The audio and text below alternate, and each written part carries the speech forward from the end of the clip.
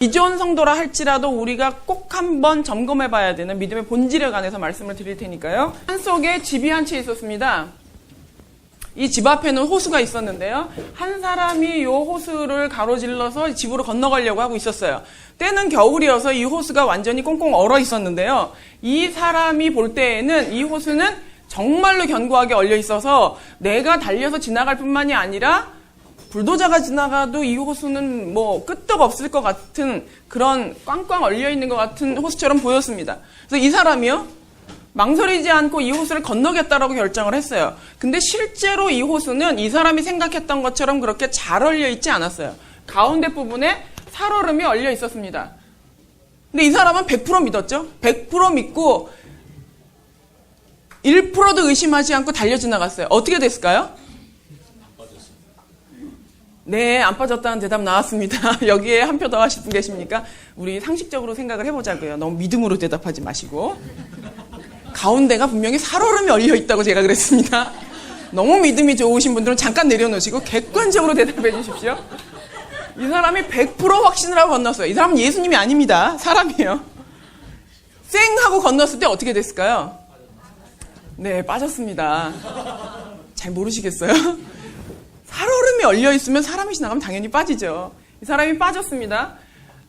반대의 경우를 생각을 해볼까요?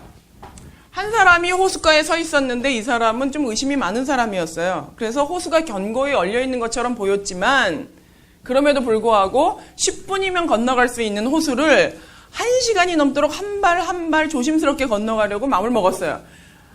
근데 이 사람이 의심했던 거랑 달리 이 호수는 굉장히 견고하게 얼려 있었습니다. 이 사람이 의심하고 건넜지만 빠졌을까요? 안 빠졌을까요? 안 빠졌습니다. 여기 계신 분 때문에 다들 지금 헷갈리셔가지고 그러시는데 얼음이 얼려 있으면 안 빠지고 안 얼려 있으면 빠지는 겁니다. 그냥 이거 상식이거든요. 이 사람이 의심을 하고 건넜다 하더라도 이 호수가 완전히 꽝꽝 얼려 있으면 절대로 빠지지 않죠. 그러면 이 사람이 살고 죽는 문제는 이 사람의 확신에 달려 있습니까? 아니면 호수의 상태에 달려 있습니까? 호수의 상태에 달려 있습니다. 이 사람이 아무리 100% 확신을 하고 건넜다 하더라도 이 호수가 견고한 호수가 아니면 빠지게 되겠고, 이 사람이 아무리 의심을 했다 하더라도 이 호수가 완전히 꽝꽝 얼린 견고한 호수면 빠지지 않습니다.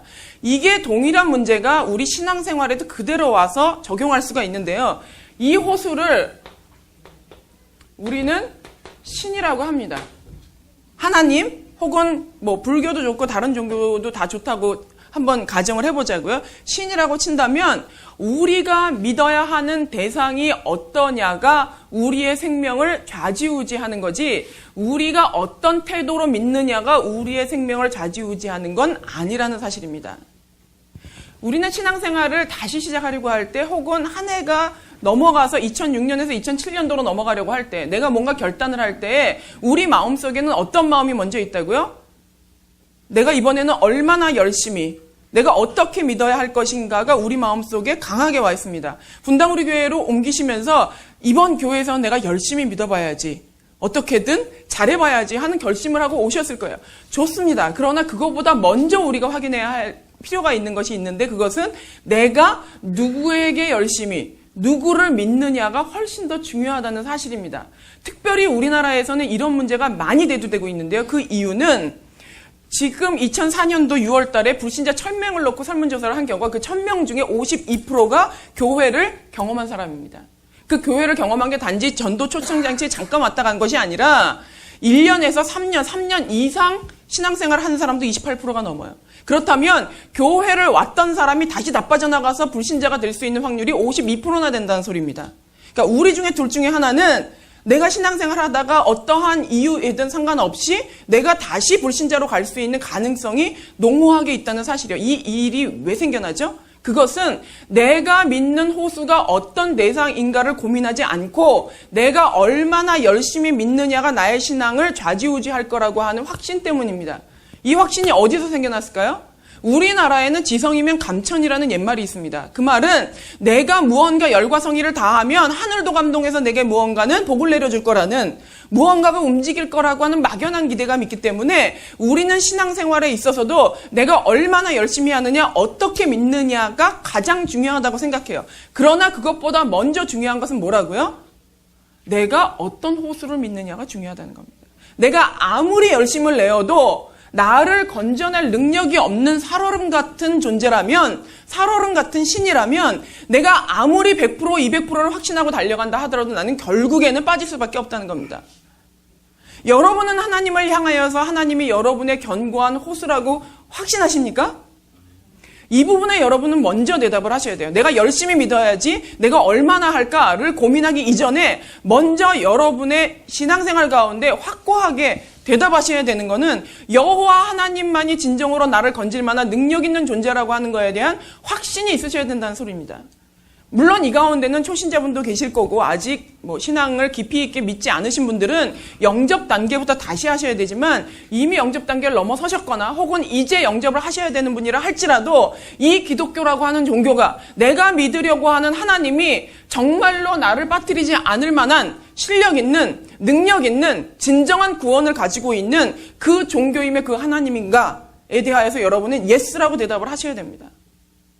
이에 대해서 다윗은 이렇게 얘기하고 있습니다. 사무엘하 7장 22절에 여호와 하나님이여 이러므로 주는 광대하시니 이는 우리 귀로 들은 대로는 주와 같은 이가 없고 주 외에는 참신이 없음이니이다. 주 외에는 참신이 없음이니이다. 시편을 대부분 다윗이 많이 썼는데요. 다윗의 시편을 보면 그 안에는 끝없는 한탄과 고통으로 부르짖는 다윗의 고민들이 나와 있습니다. 그러나 그 어느 곳에도 자기가 고통을 당하였기 때문에 하나님은 하나님이 아니라고 하는 고백은 없다는 사실이에요. 근데 우리는 어떻죠? 신앙생활하면서 어려움이 오면 우리 마음 가운데 울컥 올라오는 건 뭐예요? 내가 어떻게 교회를 다녔는데, 내가 얼마나 봉사했는데, 내가 어떻게 11조를 했는데 하나님이 나한테 이럴 수가 있어. 내가 내 시간을 어떻게 쪼개고 교회를 나왔는데 나한테 이런 일이 일어날 수가 있어. 라는 회의가 들면서 교회를 벗어버리고 좋아 그렇다면 이 교회 말고 내가 다른 데를 가겠어 라고 생각하는 경우가 있다는 거죠. 왜 그 마음이 생기죠? 우리 마음에는 은연 중에 구원이라고 하는 영생이라고 하는 문제보다는 또 다른 문제, 고난을 회피하고자 하는 무언가 좀 쉽게 넘어가려고 하는 비본질적인 문제로 기독교를 선택한 경우가 있기 때문입니다. 그러나 인생을 살아보시면 알겠지만 교회를 열심히 다닌다고 고난이 피해가나요? 그렇지는 않습니다. 우리가 예수 그리스도를 왜 믿는지, 내가 믿는 그 하나님은 정말로 유일한 참 하나님 한 분이신지에 대해서 대답을 하셔야 됩니다. 이번에 이제 새가족 강의를 시작하시면서 제가 여러분에게 도전을 드리는 것은 여러분이 이제까지 오랫동안 믿어왔던 그 하나님은 단 한 분, 유일하신 참 하나님이십니까? 혹시 대답할 자신이 없으신 분은 집에 가서 곰곰이 고민해 보시기 바라요. 고민해 보시고 확신하시기 바랍니다. 과연 나를 건질 만한 호수인가? 그렇지 않다면 내가 이렇게 열심히 했는데도 내가 원하는 것을 얻지 못했다고 해서 교회를 떠나갔을 때 과연 그곳에서 여러분은 무엇을 얻을 수 있을 거냐는 거예요. 우리는 갈 곳이 너무 많아요. 어느 날 내가 우리 집 애한테 반찬을 조금 덜 해줬더니 이 집은 왜 이렇게 반찬이 안 좋아 하면서 앞집에 가가지고 반찬 잘해주면은 생모인가요? 우리는 그런 마음을 가지고 하나님을 섬기는 때가 있어요. 나한테 잘해주면 생모인 줄 알아요. 그럼 이 집 갔다 저 집 갔다 반찬 떨어질 때마다 옮겨 다닐 건가요? 우리가 신앙생활을 만약에 교회를 향하여서 하나님을 향하여서 내가 원하는 구미에 맞는 것을 해주지 않으면 이 집 저 집 메뚜기처럼 돌아다닐 심산이라면 우리는 나의 믿음의 대상인 나를 건질 만한 호수를 찾는 것이 아니라 나의 열심이 나를 주도한다고 생각해서 새벽기도 하던 그 열심을 가지고 불교에 가가지고 또 새벽불공 열심히 드리는 그런 모습이 우리나라에 팽배해 있다는 사실입니다. 여러분에게도 모태신앙으로 자라나서 또 수많은 시간을 신앙생활을 해왔다 하더라도 여러분 마음 가운데 확고하게 대답을 하셔야 합니다. 여호와 하나님만이 나의 참신입니다. 정말로 여호와 하나님만이 여러분의 참신이라면 어떠한 어려움이 와도 여러분은 갈 곳이 없기 때문에 갈 수가 없습니다. 왜냐하면 다른 어떤 존재도 나를 구원할 수 없기 때문이에요. 예수 그리스도만이 우리의 구원자라는 것이 확신하다면 우리가 어디를 가서 우리의 생명을 건질 수가 있겠습니까? 갈 곳이 너무나 많으신 분들은 이번 참에 정리하시기 바라요. 정말로 예수 그리스도만이, 정말로 하나님만이 유일한 참신이라는 고백이 있어진 다음에 그 다음에 우리가 해야 되는 게 그렇다면 어떻게? 그렇다면 얼마나 열심히? 그렇다면 내가 이제부터 무엇을 할 것인가를 정립해야 된다는 사실입니다.